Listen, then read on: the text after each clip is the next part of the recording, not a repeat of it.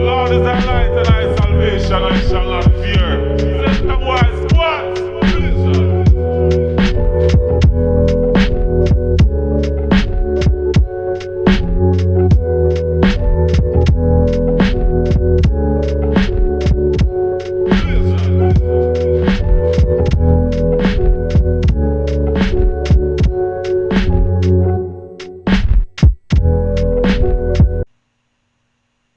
All right, Shalom. I want to give all the praise, honor, and glory to Yahweh Bahasham, Yahweh Shai, Bahasham Rakah Quadash. The double honors to the apostles and elders, the great millstone who taught me this truth. Shalom to the hopeful elect. The great noticing continues. This is the end of the road for Esau Edom. The truth is out. Everyone is watching. There is no excuse, right? Obadiah 1 and 6. How are the things that Esau searched out? How are his hidden things sought up? Today's message is Shield of Edom. Everybody say Shield of Edom. Shield of Edom. Now this is coming from actually the term Rothschild, and we're going to talk about that today. We've kind of been on a series after the Epstein Files release on Epstein and the end times and the synagogue of Satan. And this is a continuation of that series where we'll be discussing these connections. In fact, if you don't know this, in the Epstein emails, Epstein wrote Peter Thiel, who is the founder of Palantir, the surveillance company that's going to play a major role here in these last days. And he said, as you probably know, I represent the Rothschilds. And that's a very key piece of information, because what that means is there is a hierarchy to this synagogue of Satan and to these group of people who are serving the devil here on earth and creating a vast network, right? How is the Antichrist gonna obtain control of such a large portion of the earth? Well, there's a lot of groundwork that has to be done in advance. The surname Rothschild originates from German, meaning red shield. Now, most people know that, okay?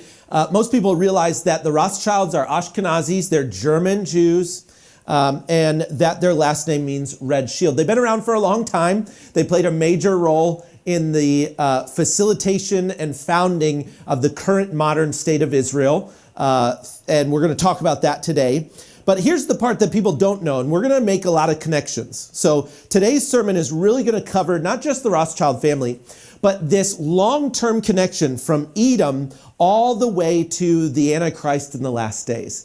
And I want you guys to see these key connections. When it's translated into Hebrew, based on its etymological meaning, it corresponds to Magen Edom. Okay, what do I mean by that? The term Rothschild, that family name, means Magen Edom in Hebrew. Now, some people say it means red shield in Hebrew as well. Well, Yeah, we always, bring this out, because everybody's watching the prophets, man.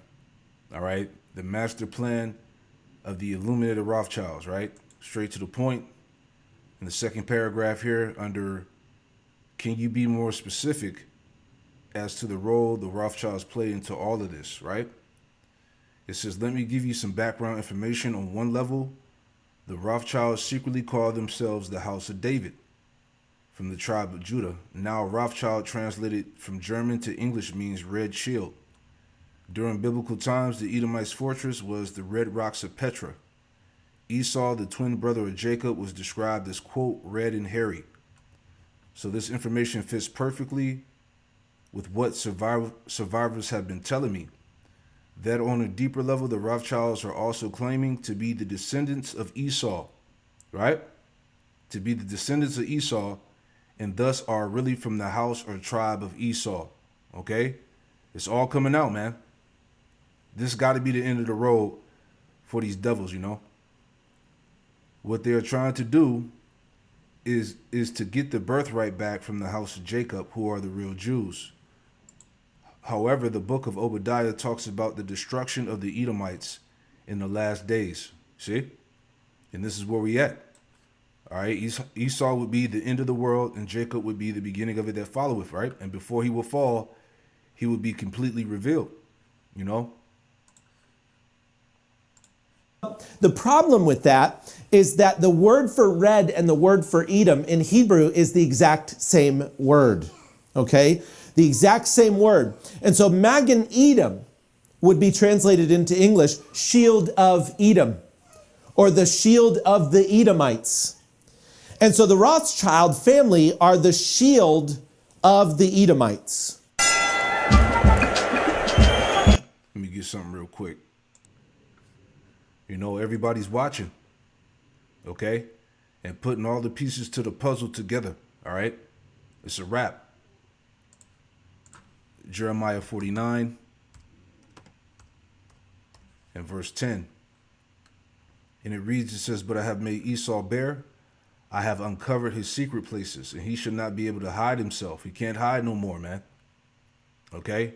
As I talked about before, you know, that Inquisition, okay, the thorough research and investigation that's going out against the wicked, the Edomites, man. Okay? It's all being revealed. "I have uncovered his secret places, and he shall not be able to hide himself. His seed is spoiled in his brethren, in his neighbors, and he is not." And let's go back to our 1948 Israel. These are the promises. This is exactly what I've seen in your blogs, and Zach has backed it up somewhat, and it just makes sense to me that this is the covenant for the people to return to the land, the people, and that there would be peace there. But apparently, this doesn't correlate with the 1948 issue. No, not at all. I mean, how many times did we see him, even here, he said, it's conditional. Let me see here.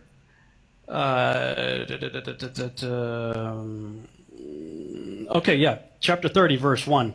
"And when all these things come upon you, the blessing and the curse, which I have set before you, and you call them to mind among the nations where the Lord your God has driven you." So when you're in the diaspora, when you are driven out, and when you wake up and realize, hey, we've gone astray, we've reaped the curses for 2,730 years or more, when you acknowledge that and return to the Lord your God, verse 2, "you and your children, and obey his voice in all that I command you today, with all your heart and with all your soul, then Yahuwah your God will restore your fortunes and have compassion on you, and he, not the Zionists, not the Rothschilds, not the Freemasons, not the United Nations, he will gather you again from all the peoples where Yahuwah your God has scattered you." It's an if-then.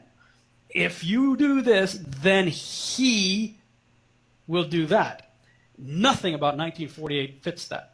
It doesn't fit Jeremiah 23, which says the same basic thing, Jeremiah 30, Jeremiah 31, the entire book of Hosea, Ezekiel 37, and Isaiah 65 and 66. So again, what these people are noticing is that these devils don't fit the script. 1948 didn't fulfill biblical prophecy. This is the book of Ezekiel 36 and verse 1. And it reads, it says, "Also thou son of man, prophesy unto the mountains of Israel, and say, Ye mountains of Israel, hear the word of the Lord Yahweh Shem Yahushai." Verse 2, "Thus saith the Lord power Yahweh Shem Yahushai, because the enemy have said against you, Aha, even the ancient high places are ours in possession." Right? So how did they get the land? All right, it goes back to 1917 through the Balfour Declaration. All right, and here's the official letter here on the right. But as you read on here, okay, this is how they created the so-called J Estate, right? So it says, "The Balfour Declaration was a public statement issued by the British government in 1917 during the First World War, announcing its support for the establishment of a, quote, national home for the Jewish people in Palestine, then the Ottoman region with the small minority Jewish population." It says the declaration was contained in a letter dated November 2nd, 1917 from Arthur Balfour, the British Foreign Secretary, to Lord Rothschild, and his name was Walter Lionel Rothschild.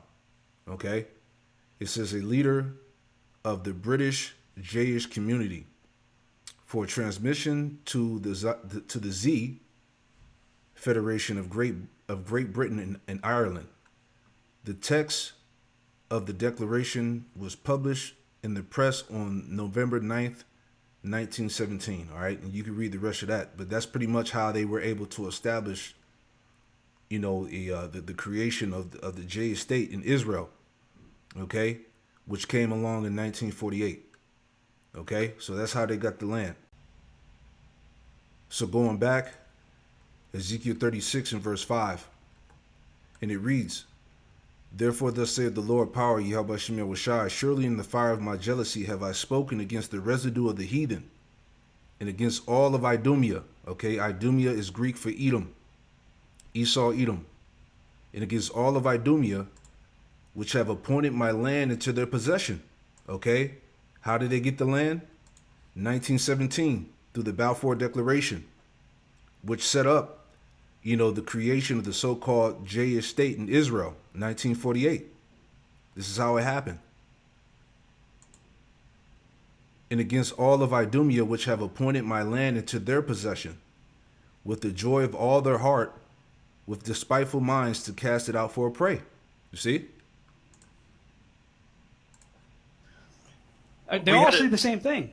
Well, we had a dispensational teacher on last night, and he was compartmentalizing the church and the Jews. And we brought this up to him a little bit last night, kind of stumped him, and that's not what our goal was. Our goal was to get the information, because he's a great guy. Too much information is coming out. All right, this is why I've been saying that this internet doesn't have much time left, man. All right, Zechariah 9 and 6, right? Okay, this is Zechariah 9 and 6. It says, And a bastard shall dwell in Ashdod. Ashdod is in Jerusalem, in Israel.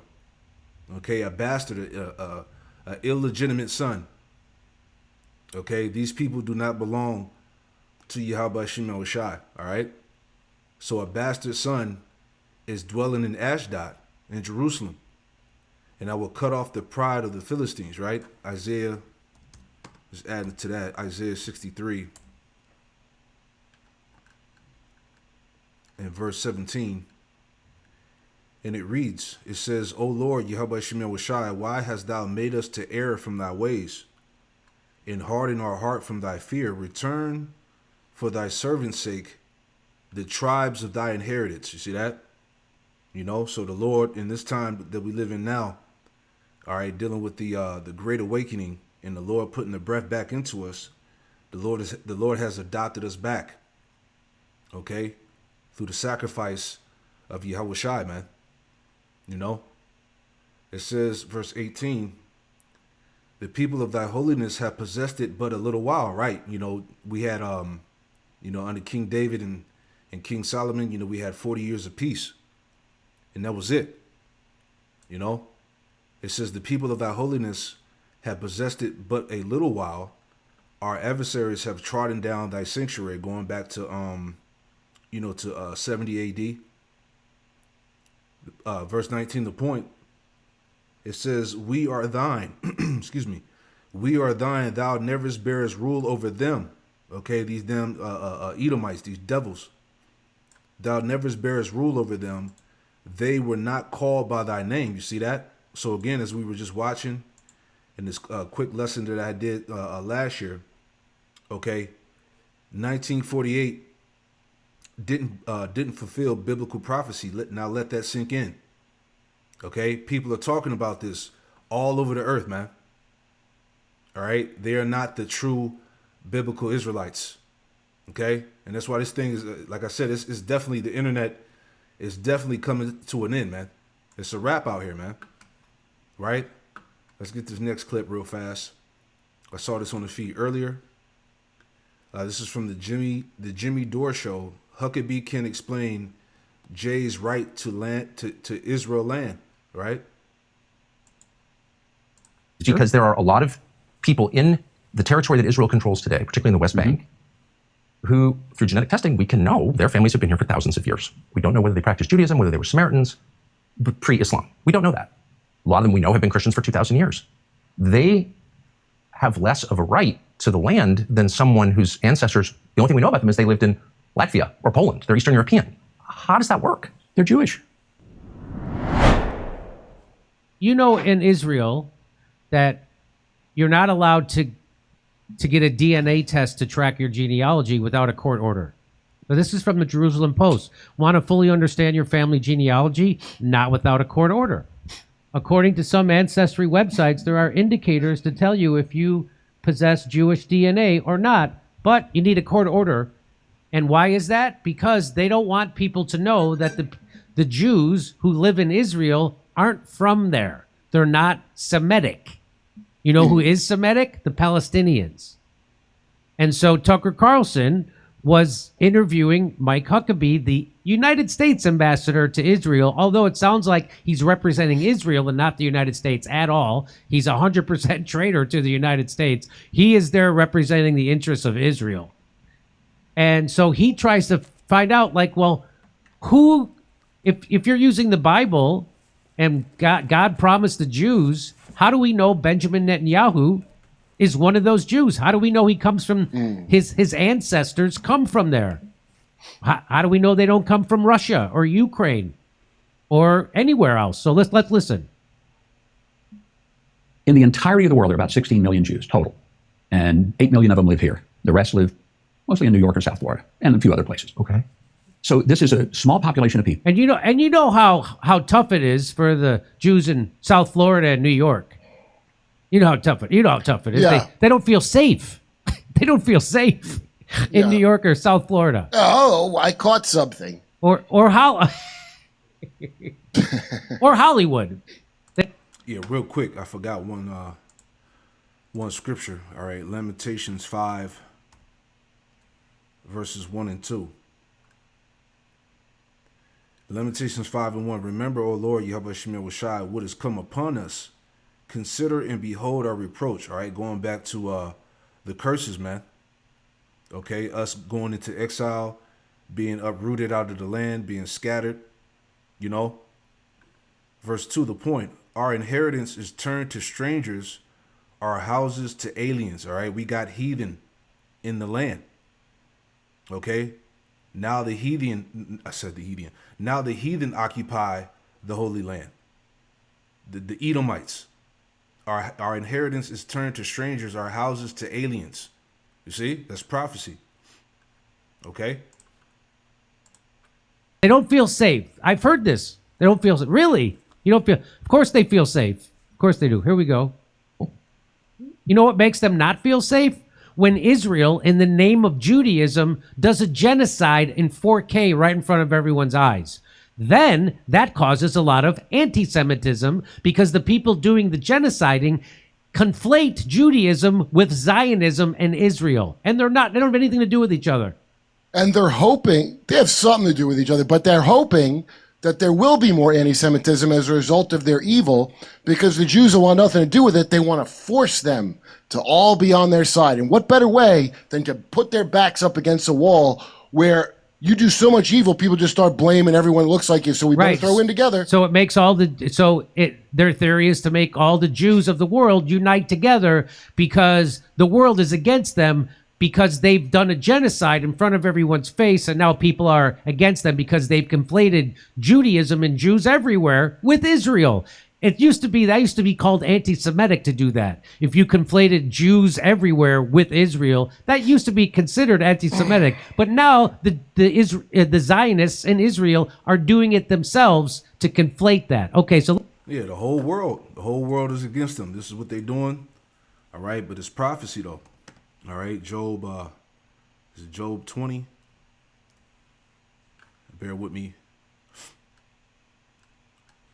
Okay, this is Job 20 in Job 20 and 25. It says, Job 20 and 26, it says, all darkness shall be hid in his secret places. A fire not blown shall consume him. It shall go ill with him that is left in his tabernacle. All right, destruction. Verse 27, the heavens shall reveal his iniquity, right? The heaven really going back to the prophets through this internet, man. Okay, you got the two witnesses, right? And then you got that third witness, which is also the internet, these these so-called Edomite truthers that's exposing them. Okay? This is what's going on in this time. The heavens shall reveal his iniquity, and the earth shall rise up against him, as they were saying. All right, this is what's happening to Esau, Edom in these last days. The earth is rising up against him.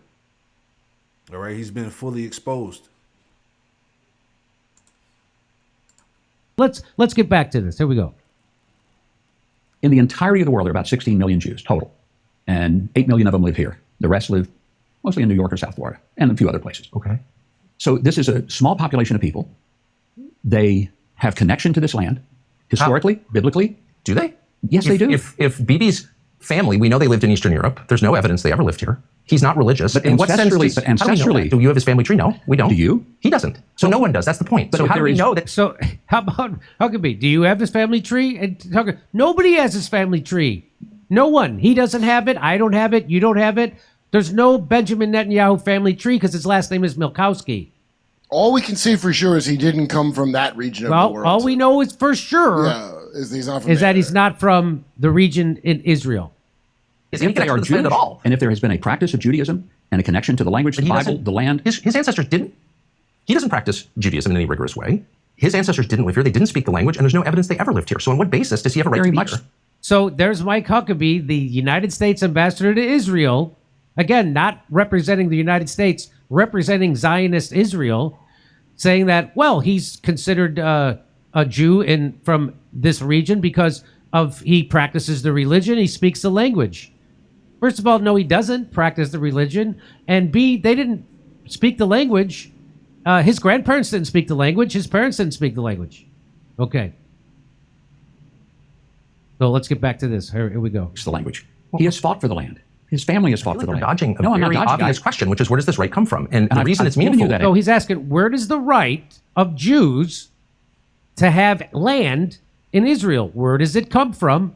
And how do you know who the Jews are that was promised to? Who has this right to that land? Because there are a lot of people in the territory that Israel controls today, particularly in the West Bank, who, through genetic testing, we can know their families have been here for thousands of years. We don't know whether they practiced Judaism, whether they were Samaritans, but pre-Islam. We don't know that. A lot of them we know have been Christians for 2,000 years. They have less of a right to the land than someone whose ancestors, the only thing we know about them is they lived in Latvia or Poland. They're Eastern European. How does that work? They're Jewish. By what definition?